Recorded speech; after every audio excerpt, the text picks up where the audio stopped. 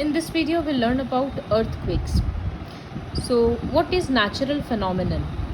Natural phenomenon उसको बोलते हैं जो नेचर में होता है नेचुरली बिना किसी ह्यूमन इंटरफेरेंस के, उसको नेचुरल फिनोमिनन बोलते हैं। इसका दो ब्रॉड कैटेगरी है, एक होता है मीटेरोलॉजिकल फिनोमिनन और एक होता है geological phenomenon. So what is meteorological phenomenon?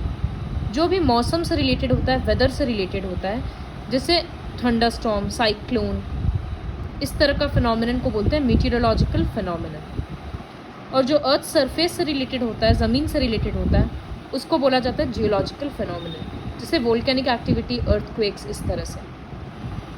तो मीटेरोलॉजिकल फिनोमिनन के बारे में हम लोग लास्ट क्लास में अच्छे से पढ़े थे, क्लास 7 में, कि लाइटनिंग कैसे होता है, क्लाउड्स का फॉर्मेशन एंड एवरीथिंग। और ये भी पढ़े थे कि लाइफ का बहुत नुकसान होता है, प्रॉपर्टीज़ का बहुत नुकसान होता है अगर इस तरह से कोई भी डिज़ास्टर आता है तो उन सबको प्रिडिक्ट किया जाता है।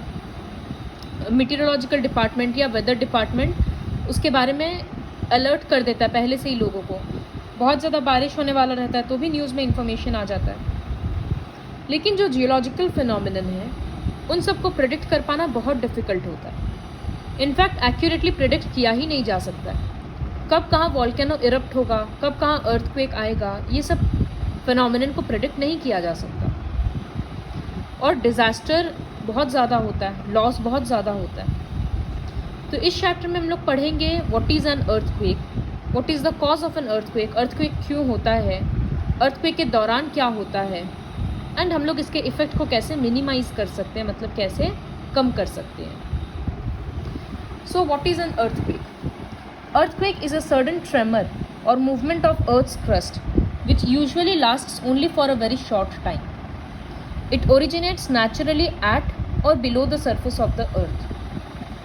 अचानक से अर्थ का कपकपाना, ट्रेमर मतलब शेकिंग, जो काफ़ी कम टाइम के लिए होता है, 10 सेकेंड, 15 सेकेंड, 2-3 सेकेंड का भी होता है, उसको अर्थक्वेक बोलते हैं। We often hear news about the earthquakes only once in a while. However, earthquakes occur all the time over the earth. Approximately 800 earthquakes daily आता है अर्थ में। लेकिन हम लोग तो इतना पढ़ते नहीं हैं और इतना फील ही नहीं करते हैं कभी, क्योंकि मैक्सिमम earthquakes बहुत वीक होता है कि नोटिस भी नहीं करते कोई लोग। लेकिन कुछ कुछ earthquakes होता है जो बहुत हाई स्केल में आता है और उससे बहुत डिस्ट्रक्शन होता है। Major earthquakes usually do not occur alone. When one such earthquake happens, there is usually another one at a nearby location. Generally जब ज़्यादा earthquake आता है बहुत हाई स्केल में, तो वो सिर्फ एक झटका आकर नहीं रहता है, वो बहुत सारा आता है। अच्छा, earthquake के बाद आए जा रहा है, इस तरह से होता है। उसको फोर्स शॉक्स समटाइम्स, और कभी कभी earthquake आने के पहले हल्का फुल्का झटका आता है जिसको फोर्स शॉक्स भी बोलते हैं। So foreshocks are smaller earthquakes that happen in the same place before the larger or main earthquake occurs. As at present, scientists cannot predict accurately whether a given earthquake is a foreshock that is likely to be followed by a larger earthquake. अभी suppose earthquake आया तो scientist ये नहीं predict कर पाते हैं कि ये एक फोरशॉक था, इसका मतलब आगे और earthquake आएगा, या फोरशॉक आ गया बहुत कम और यही मेन earthquake है। तो इतना साइंस एडवांस किया, लेकिन इन सब चीज़ को अभी भी पता नहीं किया जा सकता। Earthquake are also followed by aftershocks. Main earthquake आने के बाद आफ्टर शॉक्स भी आता है। कई जगह पे तो मतलब महीनों भर तक, हफ्ता तक, एक साल तक आफ्टर शॉक्स आते रहता है, बट उसका इफेक्ट धीरे धीरे कम जाता है, तो हम लोगों को कुछ खास फील नहीं होता है। So what are the various effects of an earthquake?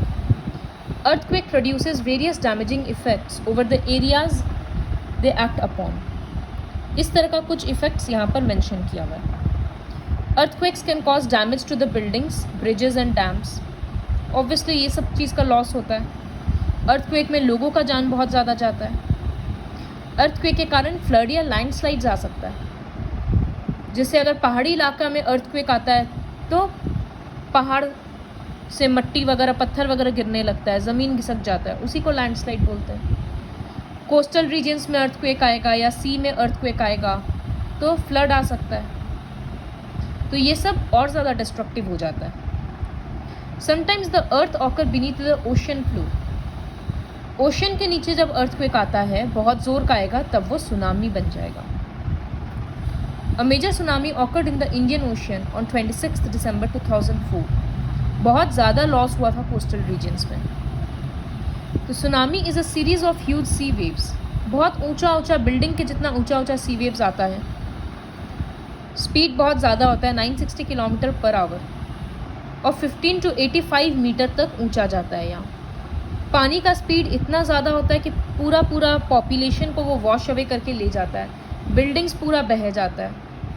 तो अर्थक्वेक डेंजरस है, लेकिन अगर अर्थक्वेक के कारण लैंडस्लाइड या फ्लड या सुनामी आएगा तो वो 100 टाइम्स मोर डेंजरस हो जाता है। So what is the cause of an earthquake? Earthquake का क्या कारण है?